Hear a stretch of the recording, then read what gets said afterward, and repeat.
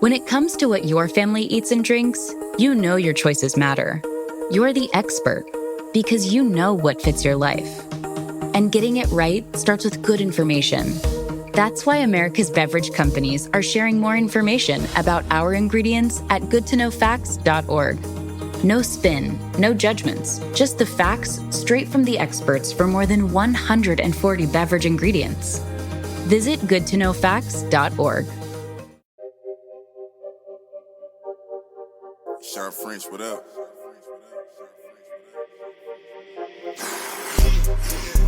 This one luck, I let the pain inspire me. I put my all in everything I'm doing. Up until it's done, I'm me for the entirety. I put in overtime, I be working. Just know I'ma go for mine, cause I earned it. They watching, I know it's time. I confirmed it.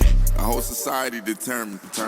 What is up, everybody? Welcome back. I am your host, Sean French. We have another amazing guest today, born and raised in Arkansas, now residing in New Jersey. She is a badass entrepreneur who is the founder and owner of Achieving Success LLC. She's a TEDx speaker, amazing woman, very cool background. I can't wait for you to learn more about her today. But Olivia Akin, welcome to the show. Thank you for having me, and I'm so excited to be on. Yeah, I'm super excited to connect with you. So, how's your day going so far? It's going. I mean, as your title and theme of the show is, sometimes you got to just keep going and you have to be determined. And I woke up this morning and there were things on the plate that I was like, I want to do, and certain things that you're dreading doing, but you have to get them done. And that's the kind of day I'm having where I'm just like, hey, gotta knuckle down, gotta be determined. I was like, gotta show up for, Sean's show and have these goals met beforehand. So like, I'm not even thinking about the things I don't want to do. Dude, I love that. It's so funny because it's a big thing out there in the space now. Everybody talking about doing the things you don't want to, doing the hard things. And it's funny when we're feeling in a very low energy state, right? And then you do something that you don't want to do, and then another thing that you don't want to do, and all of a sudden it stacks up, and you have this evidence that you are going to push through whatever it is that you don't want to. And then when it's time to show up for a podcast or a speaking engagement, you're in this rich energy and you're ready to tear down the freaking house. It's really cool that way. You experienced that? I have. And what I do is there's certain things or people I work with where I know it's not going to be as easy because I know what tasks are on the table to get done, right? Yeah. And so I go, okay, if I write everything down, let me also say that I have my meetings in my Google Calendar, but I also write down every task I have to do. Oh my God, we're twins. Yeah. Personal and professional is in it. Planner, it's actually sitting right next to me. And everything's in there. And so I will also look at the week. When I have a task, for example, that I know is going to take up time, energy, and I know, for example, Mondays are a heavy hitting day and Thursdays are a really heavy hitting day. Then I go, okay, I know these 2 days of the week are going to be more heavy hitting for me. Well, that's not going to be the day that I necessarily put this on the schedule to do because I know this will drain me. But it is something I have to get done. So what other day could I do it? And again, there's always things that come up, right? So this was a task I actually had on my calendar for Tuesday that things happened on Tuesday and I just couldn't do. So then it got pushed to today. But I remind myself that, okay, wake up and that thing you don't want to do first. Do it and get it off the list. Because I know that as the day's moving and my energy is starting to deplete or get really wrapped up in the things that I didn't plan to have on my plate, that when the time comes, I'm going to go, okay, I'll just leave that till tomorrow, right? We all have that want to procrastinate once it gets to a certain point in the day. So understand what point in the day that is for you and push the thing that you're not looking forward to do or that can be more draining to the time before that. Dude, it's a good point. And while you're going through that, I'm thinking of one word, adaptive. Right? You're being adaptive, adaptability, right? It's like, okay, we have to be able to kind of be that chameleon throughout the day and kind of go with the flow. Cause as we were talking a little bit off air, I had some things going on. We had to push the show back twice and, but dude, just sometimes things move so fast, especially in this business, to where you think you have the time, you think you have everything set. And then all of a sudden you look and you're like, oh shit. Like I forgot about a kids event that I had to go to. Right. And I'm like, oh my God. And then it's just strange, and just being able to adapt and, move freely through our schedule is everything in being an entrepreneur. I mean, how have you found being able to be, I guess you'd say, you know, accommodating to your schedule or make, nimble moves? How's that helped you as an entrepreneur? For me, it has helped me in a few different facets. My favorite that I have come to realize with entrepreneurship and just the way I am is it gives me the ability to show up and be present in different environments. Mm. And what I mean by that is, for example, I was born, grew up for a few years in Arkansas, then grew up in the Northeast in New Jersey, went to college in Connecticut. And I thought I was going to live in New Jersey rest of my life. I was like, you're not getting me out of my hometown. I'm back. I'm good. Great to a lot of different locations. But my boyfriend's a chief in the U.S. Coast Guard. So I'm currently, and we're recording this, I'm currently in Florida. Oh, And yes, because I go back and forth now, and we are actually getting ready to relocate for 2 years to Juneau, Alaska. oh, wow. And yes, so big me, right? A lot going on, and talking about like being nimble and adjusting Wow. and Yeah. all of that. But that being said, entrepreneurship has shown me that you have to ride through those tough times, but also show up in other times to regroup yourself, refocus. Mm-hmm. I mentioned all that because a few weeks ago, I went on a trip with my parents and my boyfriend. We went to Disney World, right? Love Disney World. And we all met there for a few days. And leading up to that, I told everyone, I got all my work done for my clients prior to leaving. I said, hey, if you don't get this back to me prior to Sunday night, I will do it Thursday when I come back into the office, which I almost never do. But I was like, hey, I have been going at full speed in all cylinders, business, personal, preparing for this move, going back and forth, traveling for speaking jobs, that I need that time with my family.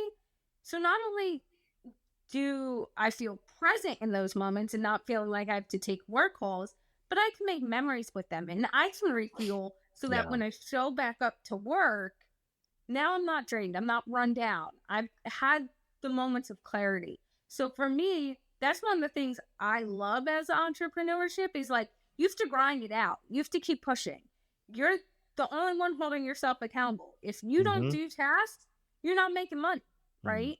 And that can be really stressful, really overwhelming because not a lot of people understand that feeling of like, it is really all on you. But at the same time, if I want to go on a trip, I get my stuff done and I will go on that trip. There's no one telling me I can't go. Dude, that's the most liberating thing, Olivia, because I left corporate America in January, right? I have my own payroll company, then I have my own brand, with this stuff. And, I finally made the move, finally ripped the Band-Aid off and like, holy shit. Holy shit. Like, it's the coolest fucking thing ever because I could go anywhere I want. Like if I wanted to pick up, well, I mean, as long as my wife says it's cool, I could just fucking pick up right now. I'm like, I'm out. Like I don't have to tell anybody shit. Like, and that's a liberating feeling, but it's also scary as hell, right? Because to your point, you have to stay focused. It's like, my question to you is, in those moments where, we're talking about staying focused as an entrepreneur, what are some tools that you use for yourself, right? And possibly help your clients with to achieve their success? So one thing I do, and it goes back to something I already mentioned, is writing it down, figuring out how you look at the goals you have going on and the things you've going on, Now, some people, for some of my clients, it's putting everything into their calendar. So every task goes into Google Calendars.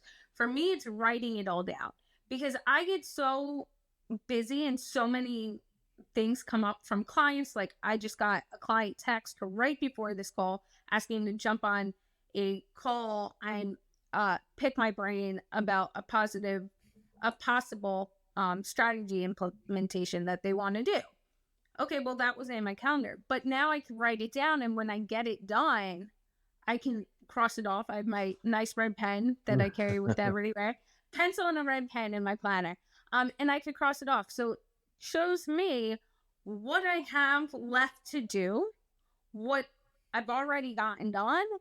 And realistically, that also balances for me how much space I have to take on some of these extra tasks during the day. Yeah. Do I have the time to go out to dinner tonight? Right? Or is it better for us to eat at home? Am I actually going to show up in that environment?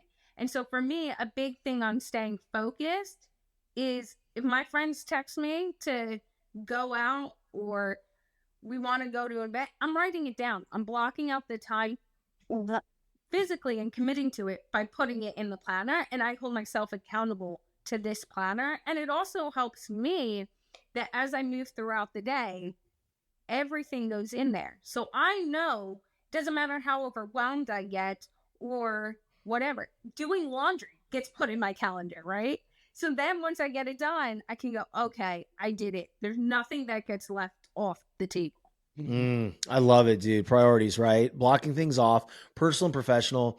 A lot of times, people ask me, do you block things off with your kids? I go, yeah, because I want that time to be their time. And a lot of people say that's very impersonal. I go, well, first of all, it's my life, my children. And when I'm with them, I want it to be for them. So like this morning, my daughter had this luau, a little lower, like she's a little one. She's going to kindergarten next year. And the lower school had this whole event in 2 different gyms there. And it was just this fun luau. They're playing games. I was the temporary tattoo guy. So I was tatting kids up. It was freaking dope. And I had a blast, but my phone was in my pocket the whole time. So much so that my wife texted me 4 or 5 times, well, probably 3 times, and I never answered her. And then I would see her and I'm like, hey, and I didn't even know that she was texting me because I was being present. Right. And I think I know when we schedule things out like that, it can help us be present. And it's so important because like you touched on, and for those of you that are listening now that are wrapped up in your career or wrapped up in your extracurriculars and you go on vacation, you should not feel guilty about disconnecting and being with your family or your friends on that vacation and creating amazing memories. Because the bottom line is, I think most of people in society today are super unhappy and unhealthy because they lack presence. And I think I could agree with that. And I came from environments that in past work experiences, because of the environments they were in, right? I was the youngest intern at the New York Football Giants. You want to stay there. You're working at a very high caliber with very high caliber individuals. Also in the role I had to be available 24 hours a day. There were times where my athlete, one time, and my parents still tell this story of like, it was my first year and I was interning and I had an athlete call me at midnight because their connecting flight got delayed and they didn't want people to recognize them or for them to fall asleep and miss their flight. So I was on the phone with them for 3 hours. And at one point, my parents are both doctors, so they wake up super early in the morning and they're hearing this noise. Because again, at the time I was home from college and my dad walks in, he's like, is everything okay? And I'm like, yeah, I'm just on the phone, blah, blah, blah. And I explained it to him. But there were many times, family dinners, that I'd get a call from athletes. Or then when I went into the supply chain industry, even to present day, where people, whatever I'm doing, go, okay, well, I can reach you. And it isn't until, honestly, I became an entrepreneur and I was really like, I have full control over my schedule. I'm the owner, I'm the boss.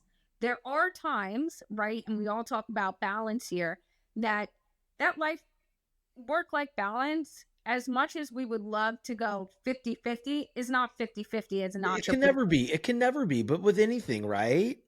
Right. And so for me, I go, okay, this is when I am available. And I hold strong to say, you cannot call me and text me, Hmm 24 hours. And I have clients who do, but they know, so me, reiterating it to them and showing through example that, yeah, you're also a business owner and this is important to you. And first thing when I wake up and I start my business, if you text me at midnight, I'm not responding anymore. I'll answer you at 7 a.m. But it's Yeah. also putting those habits in for yourself. But I think I always thought, working in those environments, that to really grow and achieve what I thought success looked like at the time was being all in all the Yeah. time, always being accessible. If someone emails me, I'm responding, because, like, what will happen if I don't, right? Yeah. And there's been so many moments I've missed, or I've been there and I've missed because I wasn't actually present. And now, as an entrepreneur, I think one of the biggest rewards we can get, through, our own experiences in owning this business, is like, we have the option of saying, this is when I'm going to be present in business, and this is when I'm going to be present personally, and I have the power. Yeah. Yeah. It's crazy because like I started, you know, I mean, because I pick up my kids mostly, from school because I can. So it's like it's typically work until, 3, and then I go get them, and then they come back and they do their homework, and I'm like, all right, kids, you're doing your homework. Daddy's gonna finish working. Okay, and then at 5, I'm all you. It's like, and some days it's not 5. Some days I'll cut it short. I'm like, all right, I'm good. I'm not gonna do anything else today, right? But like, but I know when they go to bed, I can always pick it back up, right? Because my wife, she works at night too. She likes to do things on the computer, so it gives me the opportunity to do some things. But again, like as long as you're present in those moments, like that is a crucial thing, even as an entrepreneur, because yeah, we make our own schedule, but we also eat what we kill, right? So it's like there's that fine line there, right? And it's just like you said, that trying to reach that balance isn't really achievable. And it's funny because everybody talks about you have to have better balance, Sean. Sean, you need to be more balanced. It's like, define balanced, asshole, because let's really think about this. You say you balance, right? Well, that means equal. Okay. And if I'm working 7 hours a day, I cannot work out 7 hours a day. I cannot spend 7 hours a day with my family, right? That's 21 hours. So I'm going to sleep for 3 hours. You see my point? It's like, no, it's not balance that we need. It's presence. And that is an overarching theme on this episode that we're talking right now, is being present. And what I love about the show is it always takes on its own animal. Like you get into the flow of the conversation, and the word presence just keeps coming up, right? And I think it's important. It's just for people listening, you cannot be, there's not 100% balance in everything you're going to do. The biggest thing that we can give you right now is we already have. Put your things in your electronic calendar, write them down, and be there for them. Like truly be there for them, and that only thing in that block of time. Because I'm sure you'll agree, Olivia, is like once we all can commit to that and do that consistently for 120 days, how different is our lives going to look? Mm-hmm. It's going to look very different. And I also want to add the challenge there is really think about what your priorities are today and what that success in achieving those goals look like. And that's something I talk a lot with my podcast clients or my business owners, is like, one, what does it look like to you to be present? And what does that look like right now? Does that mean for you, you have to start with the habit of turning your phone upside down, not having it in the room? Like, what will get you to the point where you can be physically present? The second thing is, what does those priorities look like? Are your priorities for the week? And again, those should be changing. They shouldn't always be the constant same thing for the 3 months, 6 months, 12 months. They should be changing. What are your priorities for the week? And then break it down to the day. What are the things like, I enjoy Chick-fil-A. The Chick-fil-A in Florida does bingo. So like on Thursday nights for an hour, which I think is genius because they get the grandparents who have no kids, who don't have that, can come in for bingo. The young kids, and everyone gets to socialize together. And so every Thursday from 5:30 to 7:15, my calendar's blocked off because I'm going to bingo. I'm having that time with my boyfriend. I'm having that time to build relationships with the community and paying it forward. So that's a priority for me. Yeah. Every Thursday night, that's happening. Where does the priorities lay in certain tasks? And then 3, and why I named my show Achieving Success with Olivia Akin and my business Achieving Success is what looked like success for me when I was in college, working professional sports, then going over supply chain, all these different things, and now owning my business, they've all pivoted. They've all changed. And they should, because every day there's changes going on. We have new perspectives, we have new experiences, we have new thoughts, right? So what does success, whether it's a goal, a task, what does that look like? I mean, what are the things you can break it down into to make sure you're holding yourself accountable to actually meet that? And sometimes that is, okay, like this, and we talked about, of like changing the date of the podcast. It worked for both of us. We did it.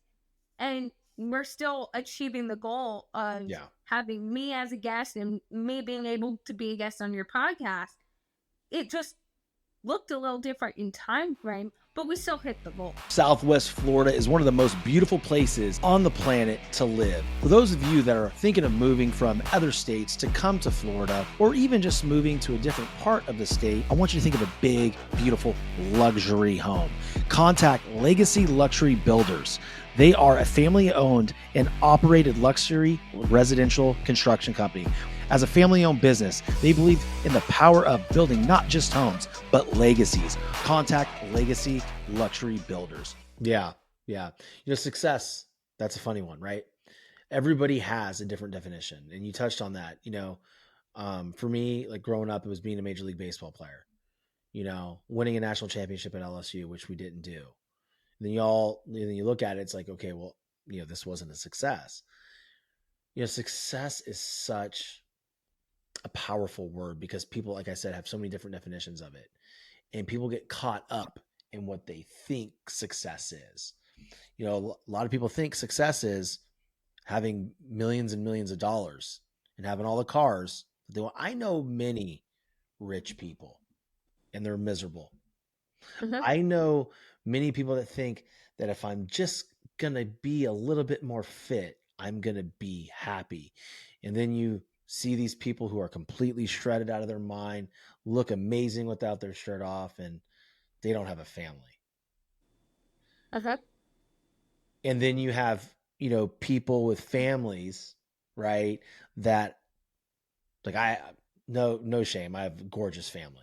My wife and my children are friggin' beautiful. And there's times I'll find myself going, we need a little bit more success here when there's somebody else that just wants what I have. And I just think it's important to talk about for the people that are listening, because someone listening right now is struggling with what their definition of success is. And they may be a teacher and thinking, well, I'm not successful because I only make $50,000, but they have everything else. They have the beautiful family. They're full of faith, full of love. Like, that's a successful person. And I think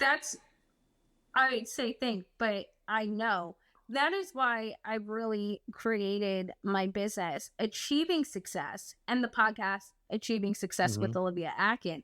I purposely used the word achieving because it is always pushing the needle and pushing it, and it's changing. You're always working towards what that success looks like. And you could get there and stay there for 2 months, let's say, and then your idea of success changes or what you need changes. And the whole premise of the podcast I host is in the fact that I bring on celebrities, current and former pro athletes, entrepreneurs, and employees from all walks of life, all over the world, all different industries, to talk about what achieving success really looks like and what those high highs and low lows are. Because at the end of the day, I think society has put such a notion on what we should think success looks like. Again, like you mentioned, the wealth, the cars, the nice house, the going to high school, going to college, and then you're going to make those six figures, which anyone who works in corporate or in professional knows that's not really how life goes, right? No. And so when I started the podcast, it was really about, let's pull back the curtain. Let's have those organic, real conversations about what life is about and what success means, because it should change, it will change.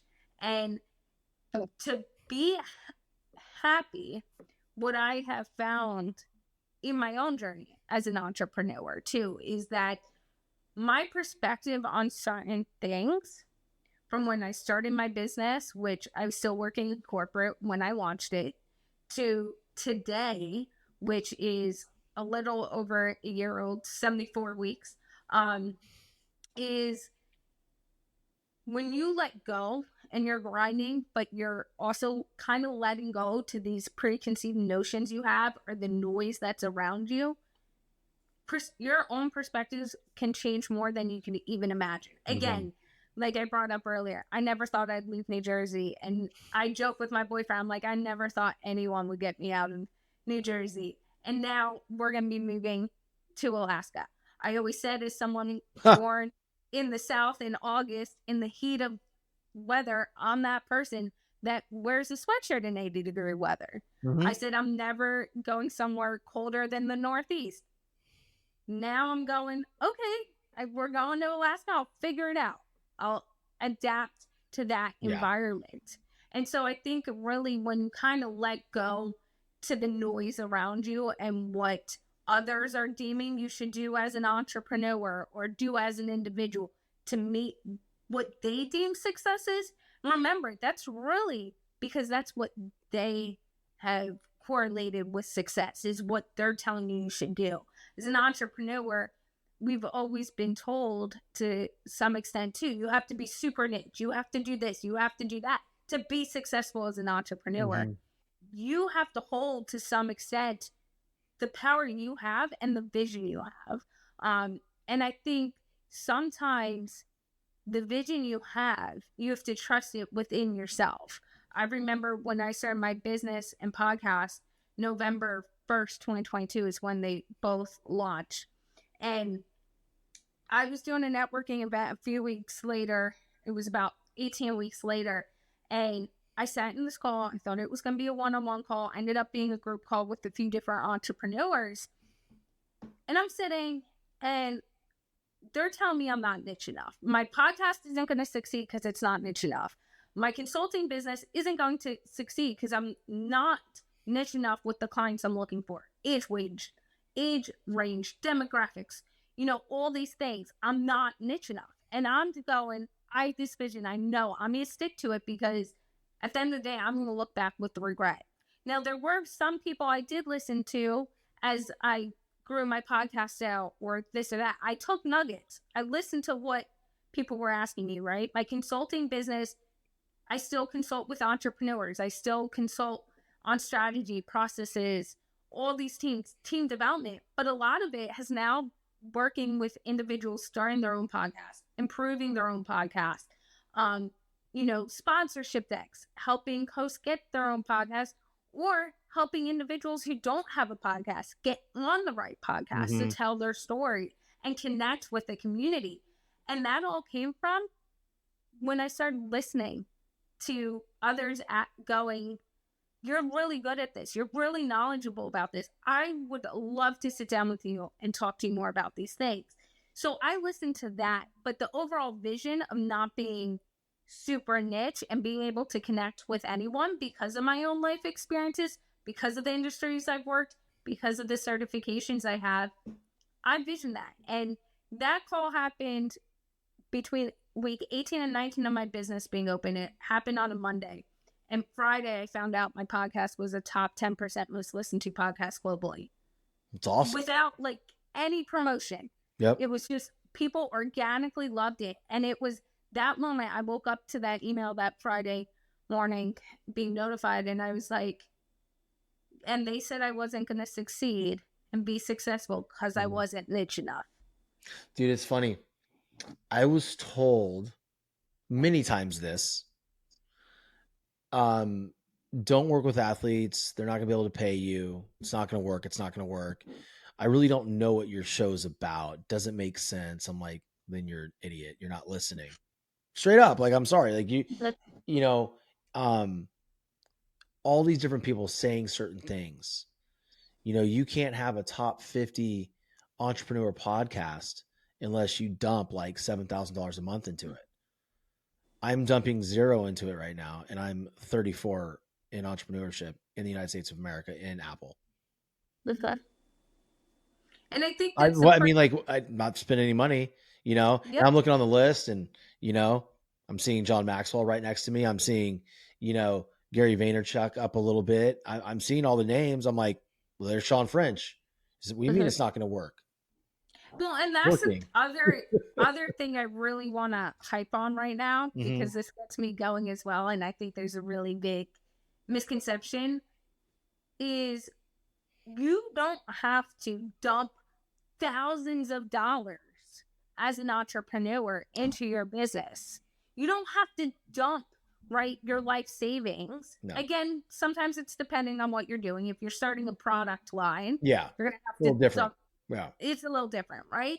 But we'll use the topic of podcasting since we're both podcast hosts and I do a lot of consulting. There's a few misconceptions within the world of podcasting. One of them you just mentioned is you have to dump thousands of dollars into doing your show, building it out right, getting the growth. I have a lot of people come to me and ask me about marketing of my show. Like, how much do you spend on marketing your show? How much do you spend on promoting it? What do you do? And I go, I drop a promo video every single Tuesday when the episode drops, and I tag. That's all I do. Literally all I do. I don't spend money on marketing companies. I don't spend money on doing, you know, creating all these sizzle reels. I don't do all these things. All I do is, hey, listen to it. Here's the guest. They're awesome. Yeah. Check it out. Now I will promote I will also promote, like I'm on your show when it drops, to pay that forward to my audience, get them to connect. And I will also, if we hit a really big milestone, like being the only podcast listened to in all 7 continents, we're going to promote that. But it's going to be a one post, and that's it. Because there's also a fine line of hard selling versus soft selling, and I'm a big soft seller. Yeah. So that is one very misconception. I do pay money. I have a production team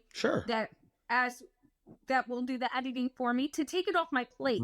Because the other question as an entrepreneur we have to ask is, where do we want our time going? Yeah. I know editing is not my strong suit, and I want to be able to help as many people in different areas as I can. So I will pay the few $100s a month so someone else can edit it, so that it's off my plate, and that's time I could allocate somewhere else. Yeah. The other thing that I think is big within podcasting, and Sean, you've probably seen it yourself with your show, is these big PR companies, these big marketing firms that are now signing people on for thousands of dollars. And I know this firsthand, guys. I'm not spitting this out, because I also get people on podcasts, right? I mentioned it. So I have a lot of clients who come to me because I guarantee get them on 8 podcasts. They pay for that. It's top podcast. It's going to be the right fit. I'm going to actually research, talk to a host, make sure it actually lines. Like, there's an in-depth personal touch, and no 2 clients have the same 8 podcasts that they get. But I get a lot of those individuals that thought, oh, this marketing team sold it to me for $1,000 a month, which is more than my package even is. And there's no guarantee. They're going to reach out. And then as a host, we get these template emails that are blanket with a promo sheet, no personalization. And we're going, why is this person trying to be on our Yeah. podcast? Yeah. What? And like, these people are paying for it. And inadvertently, what's ending up happening is, and I hate to put it this way, it's ruining their reputation because now their name is stuck negatively in my mind because someone else is representing them incorrectly. And it's also wasting my time. So now I'm not taking that business seriously. Yeah. And so the other part of it is not everyone needs to spend thousands of dollars to get on podcasts. And I think there's a lack of knowledge sometimes, or that noise that's around us, that we end up turning around and going, oh, I got to do it. This is the only way. When in reality, there's a lot of other ways. Yeah, there's a lot of stuff going on in the emails and the DMs, dude. It's fucking exhausting, to be quite honest with you. My favorite one, I got one on LinkedIn the other day. I just saw that your downloads are critically low. Would you like professional podcast promoter? And like terrible, it didn't even make sense in English. And it's the first time I've ever just destroyed somebody on a message. I said, dude, you didn't do your research. Here's where I'm ranked. I took a picture of it. I go, here you go. This is all of entrepreneurship in the United States of America. At that time, it was a couple days ago. I think it was 32. I go, do not ever tell me something that is not true. I'm like, do not ever message me again. And that's the thing. I get messages on LinkedIn, and now it's become laughable. Like, I go LinkedIn's around, a cesspool of shit now.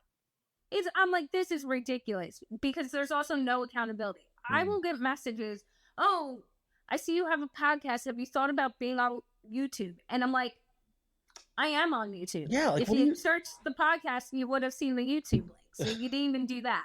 Like things like that, where I'm like, did you even think? I get the same ones you do. Oh, increase your listenability. And I was even at a podcast conference, and I had a company come up to me, and they didn't know who I was, and was like, you want to get in these countries? And my boyfriend was with me, and he was laughing the whole time. He's one of my biggest cheerleaders, and he's so supportive, and I love it. But we were at this conference, and he was like, well, if you want to get into these countries and improve your ranking, you have to use this system. And I go, and I'm listening to his pitch. I want to be nice, as I'm also laughing in my head because I'm already in those countries. And I'm like, okay, and why do I need to use this? He's like, well, you can't get into them any other way because they block certain, platforms. And I'm like, and my boyfriend's sitting there like looking at me, laughing. And the guy's looking, I go, well, I'm currently in 29 countries that are actively streamed, and the only podcast in all 7 continents. So I really don't think I need this. And he's like, but are you in these countries? And I go, yeah, actually I am. So I don't need your service. What were the countries he was telling you couldn't get into? It was like South Africa was one of them. And I'm in it. Yeah, I'm actively streamed on it. The 29 countries I'm in, I'm streamed every single day. Yeah. Palestine's one of them, and I'm in Palestine. Yep. One of them, I'm trying to remember because the conference was months ago, but there were like 3 others that were like kind of random, so someone could buy into. It's the only way to do it, but I'm like, no, because I'm already there. But thank you. So stupid. Like, that's the thing though. Like, in this, this is a topic that me and some of my close friends, we talk about, because this is where the industry gets really dirty. It's people trying to just find ways to leverage people's like need or want for that success, for that notoriety, and they take advantage of it and they jack money from them. It's terrible. It's terrible. Yeah. And it's also, I think, a big part of it. And this is why I sit down with individuals, and when we have an initial call, I'm like, even if you don't hire me, the things you're telling me right now, I need to debunk this for you. If you're going to go and talk to other people, because sometimes I'll have people tell me, well, I had a meeting with this PR firm or this or that on starting my own podcast or this production firm. And you just so happened to bring it up during our call. Or this company is also telling me they could get me on these podcasts and this and that. And I'll say to them, I want you to ask them these 3 questions and see how they answer those 3 questions. What are you going to actually guarantee me? So all my services, whether it's one-on-one consulting to speaking to, podcast consulting, when we're done, you have something tangible you can walk away with. Starting your own podcast, you have 8 episodes in the bank and released by the time we're done. A podcast audit, you have a 12-page paper on what you're doing well, what you're not doing well. Things you can literally copy and paste that I've created just for you to implement into your descriptions, titles, and you don't have to do the heavy lifting. Getting on podcasts, you're going to get on a host who needs help getting guests. I'm going to get you the guests, right? All these things have tangible takeaways. When I go speak, well, I'm going to show up and speak, but I'm also going to have your listeners walk away with these challenging tasks to go and do, or we're going to work through them in the talk for you to then go, oh, I walked out of this talk with a new personal branding or elevator pitch that now I could do. And so the big thing I always say is, what is the tangible that someone can actually guarantee you? What's that guarantee?